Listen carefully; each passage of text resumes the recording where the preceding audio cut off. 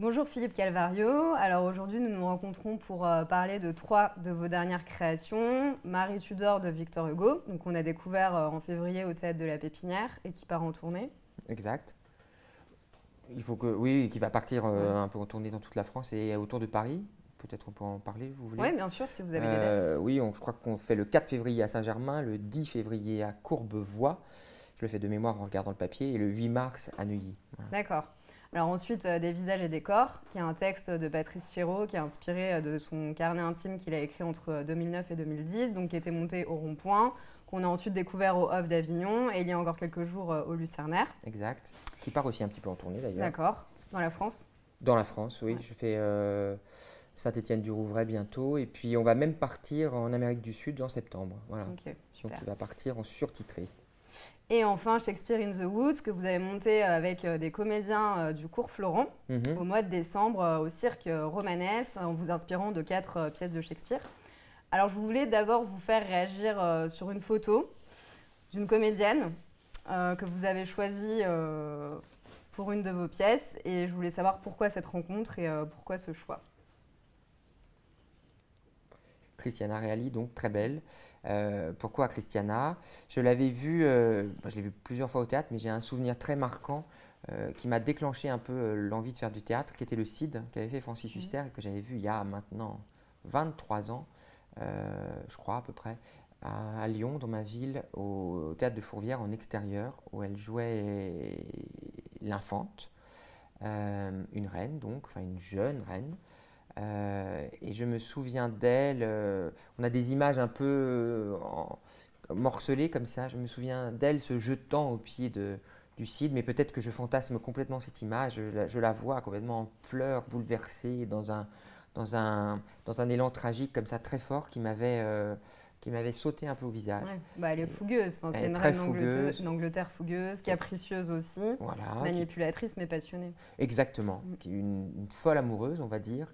Euh, Et donc, il y avait. Bon, c'était une reine d'Espagne aussi. Donc, et puis, il y avait comme ça ce tempérament que je pouvais imaginer très méditerranéen, très du sud, comme ça. Bon, c'est une reine anglaise, mais qui a des racines espagnoles Ouais. dans l'histoire, hein.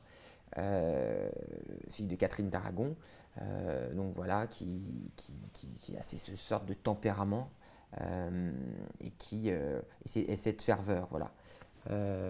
Et je trouvais qu'il y avait.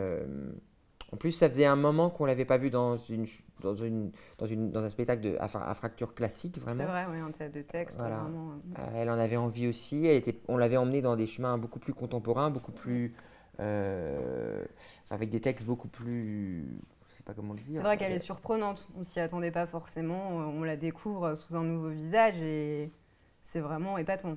C'est une belle Ben, surprise. ah bah, tant Mm. mieux.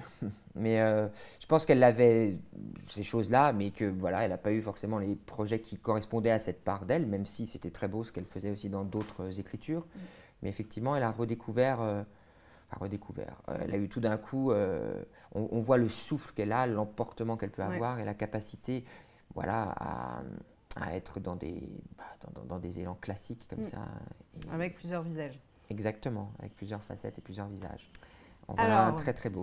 Voilà. ouais, très belle femme. Alors maintenant, une petite musique, parce que je sais que la musique a une place assez importante au centre de votre travail. Absolument. Surtout un style en particulier.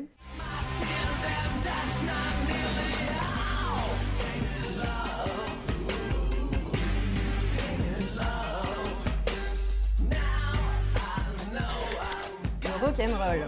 Ah oui, ah, le Alors rock'n'roll. c'est vrai que ça occupe, c'est un peu au cœur de votre travail dans certaines de vos créations. Au-delà d'un goût personnel, qu'est-ce que ça évoque pour vous? Moi, tout ce qui est un peu musical et qui accompagne les spectacles à travers la musique, ça m'aide à entendre les textes. Je comprends entièrement que ça fasse l'inverse sur des spectateurs. J'ai toujours eu un théâtre qui s'est accompagné de musique, y compris de gros tubes. Voilà. Ouais. Parce qu'on a encore la chance au théâtre de pouvoir mettre ces genres de musique sans payer des droits monumentaux comme au Mhm. cinéma. Donc c'est quand même une chance. Et je l'ai fait tout le temps. Ça a été, après les gens ont décidé que ça pouvait être une marque de fabrique. Moi, c'était ma façon de faire du théâtre. Ouais, bien sûr. Il y en a qui ont démoli cette chose-là. Il y en a qui ont dit certaines fois que j'essayais de faire jeune ou je sais pas quoi, alors que j'ai fait ça depuis que j'ai commencé le théâtre. Donc, j'ai jamais tenté de. Voilà, après, on voit que les cycles, en ce moment, Thomas Joly n'est aussi que là-dedans. Et Ouais. tout d'un coup, c'est très, très à la mode. Et puis, à un moment donné, on sait très bien que ça ne sera plus du tout à la mode parce qu'on va dire qu'il répète. Enfin, on a toujours ces idées de cycles comme ça qui font partie de la façon dont on étiquette, parce qu'on a besoin Il y a une d'étiqueter. esthétique aussi qui va avec. Par exemple, je pense aux costumes dans Shakespeare in the Woods. Il y a un côté un peu grunge, un peu rock. Oui, ça c'est quelque chose que Ouais. j'aime bien. Ouais. Et surtout, qui est totalement différent, j'allais dire, de l'esthétique un peu plus baroque dans Marie Tudor. En fait, j'aime l'idée du baroque qui peut mélanger plusieurs styles est quelque chose qui me parle, parce qu'à chaque fois, à chaque mise en scène, j'essaye de, et au niveau du décor et au niveau des costumes, de changer de style, de renouveler le style. Je ne suis pas de celui qui creuse dans un sillon un peu identique. Ouais. Je vais explorer, plein de. J'ai eu des décors qui étaient presque plus rococo, des décors qui étaient années 70, des décors qui étaient qui étaient plus art déco. Enfin, j'ai été explorer Ouais. plein de façons Et vous créez du contraste. et Quelque chose qui j'adore le vous plaît. contraste. Ouais, et j'adore le contraste. Je n'arrête pas de parler aux acteurs de cette idée de chaud et de froid et du feu sous la glace. Et ce qui marchait très bien avec Christiana parce qu'elle a quelque chose de très proche, très populaire et une froideur, une distance. Et ce combat-là était magnifique pour le rôle de Marie Tudor parce que d'un coup, elle peut être très, oui, très en proximité des autres personnages et puis en une fraction de seconde, par un regard, son regard passerait d'un bleu très, très clair à un bleu marine, comme ça, un peu comme Adjani. Elles peuvent tout d'un coup se mettre à distance et dans une forme de froideur que je trouvais très intéressant pour Marie Tudor. Voilà, à la fois proche et éloignée. D'accord. Et c'est ce qui me fascine chez une actrice, de toute façon. Une apparente, c'est ce que j'avais avec Jane Birkin, une apparente proximité, une apparente chose qui semble familière et quelque chose aussi qui peut nous mettre à distance en une fraction de seconde, une capacité de changer. Voilà. C'est ça, je pense, une actrice ou un acteur, mais encore plus une actrice. Alors, dans Des visages et des corps de Chéreau, c'est vous qui êtes l'acteur. Donc, c'est un texte un peu testamentaire dans lequel Chéreau s'interroge vraiment sur ce qu'est d'être artiste. Il essaye de trouver sa place, de comprendre le théâtre. Alors, il est à la fois dans des envies dévastatrices, mais il vivait pour le théâtre et il aimait la vie. J'ai envie de vous lire un extrait de son texte et de vous faire réagir dessus. Qu'est-ce que c'est donc de mettre en scène? Juste raconter, montrer des vraies personnes, la douleur et l'injustice, l'espoir fou, parfois le faire avec nos moyens, nos obsessions lancinantes, toujours les mêmes de surcroît, qu'on tient en laisse et qu'on retient. Déjà ça, pas grand-chose en somme. Alors, impossibilité de dire quel métier je fais. Un romancier peut dire qu'il écrit, un musicien qu'il compose, un peintre qu'il peint, mais comment utiliser ces néologismes barbares? Je mets en scène ou pire, je réalise. Dire comment je le fais et comment il m'aide à vivre, oui. Quelle énergie j'y mets, beaucoup. Que c'est cette énergie qui me tient en vie et me fait toujours y croire. Raconter les histoires de tous ces gens que j'ai envie d'aimer ou de haïr. Alors, qu'est-ce que c'est pour vous que de mettre en scène Philippe Calvario? C'est un peu tout ce qu'il dit. Pour moi, en ce moment, c'est un peu tout ça et c'est convoquer un désir qui est pas toujours simple à convoquer. Voilà. Et donc ça pose tout un paradoxe ce que je dis parce qu'en général les gens doivent déborder de désir. Aujourd'hui, Ouais. pour pouvoir mettre en scène, il faut déborder de désir, mais c'est reconvoquer et surtout re-questionner son désir. Ça, il en parle aussi. Il est toujours accueillant et curieux de ce qu'il dit, mais un désir, ça peut être éphémère et c'est un peu volatile. Il dit que l'avenir, c'est plus du désir que de la peur. Il essaye de dire, quelqu'un lui dit, je dis que l'avenir c'est du désir, pas de la peur. Et je pense qu'il est dans le texte, c'est ce qu'on voit, il combat des peurs, mais les peurs sont quand même là. Mais la solitude parle de ça, la solitude parle de l'idée de peut-être perdre son désir, et si on n'a plus de désir, qu'est-ce qui se passe? Et il a toujours quand même questionné ça, parce qu'il a toujours estimé que déjà c'était un privilège de pouvoir le faire, mais que il fallait pas le faire à tout prix, donc parfois il avait besoin aussi de s'éloigner du théâtre. Mais quelque part, il ne peut pas faire autrement. Exactement, mais il y revient toujours, comme disait Coltex, parce que le théâtre n'est pas la vie, en même temps le théâtre c'est peut-être plus que la vie, enfin il y avait cette idée-là. Mais lui il avait d'autres médias, il avait le cinéma, il avait l'opéra. Et moi ça serait ça aujourd'hui, c'est questionner profondément ce qu'est son vrai désir.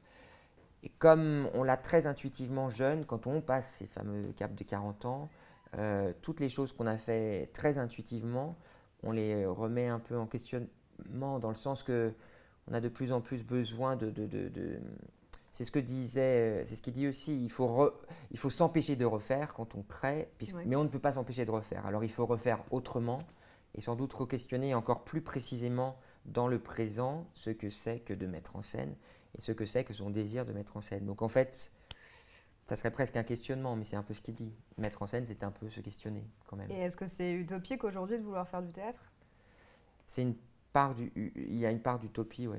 C'est ce que je disais un peu quand on était à Avignon, qu'on parlait sur le plateau du Off.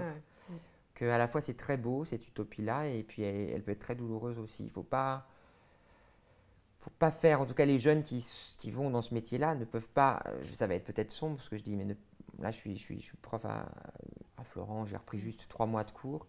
Les gens sont pleins de rêves et c'est magnifique d'avoir des rêves, mais c'est un métier difficile, c'est un métier qui remet en question sans cesse son propre désir de le faire, puisqu'il faut qu'il concorde avec le désir des autres, et que parfois il ne concorde pas avec le désir des autres, on ne sait pas pourquoi. Et ça violente notre désir. Donc encore une fois, ça rejoint la solitude des champs de coton. Hein. C'est comment notre désir va rencontrer un autre. C'est ça qui est difficile, mystérieux, qui en partie nous échappe, parce qu'on ne peut pas, même si on veut à tout prix le faire, on ne peut pas tout contrôler, on ne peut pas, même si on désire ardemment quelque chose, on peut tout faire pour tenter de l'obtenir, mais parfois on n'obtient pas. Il faut savoir renoncer, il faut savoir, renoncer pas à tout, mais changer parfois de trajectoire, de direction. C'est ça qui est, et à chaque projet, c'est une direction qu'on prend, qui peut éliminer d'autres choix. Hier, je lisais Édouard Louis, il parle de ça aussi, du choix. Qu'à chaque choix, il y a une contrainte, il y a une liberté qui peut se restreindre parce qu'un choix peut nous faire perdre une liberté. Oui, c'est un engagement corps et âme. On est vraiment dans la vie, donc c'est vrai on peut être blessé dans son entité. Oui, c'est compliqué. Absolument. Est-ce qu'il y a un objet qui vous tient à cœur par rapport à ces créations dont vous aimeriez nous parler? Quelque chose qui a du sens pour vous? Alors j'ai hésité un petit peu parce que bon, c'est encore relié à Patrice et que bon, voilà, ça me remet encore dans ce sillon. Mais c'est un objet qui est très beau, mais qui ne se trouve plus. Donc voilà, c'est un peu comme une... c'est le texte des visages et les corps, qui était chose qu'il a fait pour le Louvre, qui là est dans un piteux état, celui-là, parce que c'est vraiment un objet de travail, c'est celui que j'ai sur scène. Donc avec des illustrations? Avec des illustrations qui étaient son exposition pour le Louvre. Mais bonne nouvelle, il vient d'être réédité aux éditions de l'Harmattan, en plus petit ouvrage, mais voilà, qui est disponible. Et c'est le texte qui est les visages et les corps.